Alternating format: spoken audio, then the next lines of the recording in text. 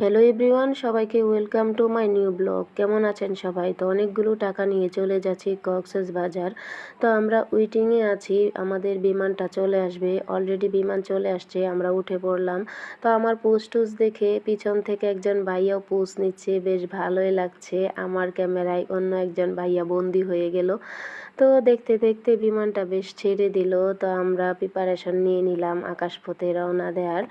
তো আসলেই কি জানেন, বিমানে উঠতে বেশ ভালো লাগে। আর আমার মানে অনেক ভয় লাগে, কারণ আকাশপথে বিমানটা যদিও কিছু হয়, ও মাই গড।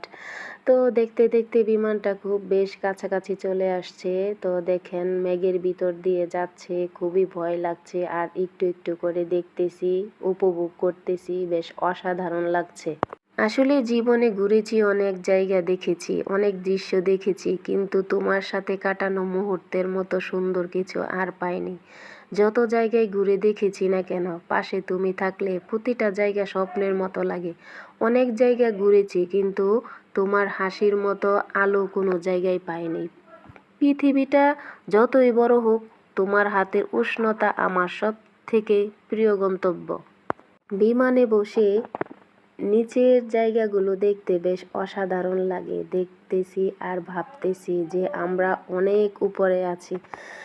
তো আসলেই সত্যি কথা বলতে গেলে ঘুরতে বেশ ভালো লাগে। তো দেখতে দেখতে আমরা একদম চলে আসলাম ঢাকা। তো দিয়াবাড়ি দেখা যাচ্ছে।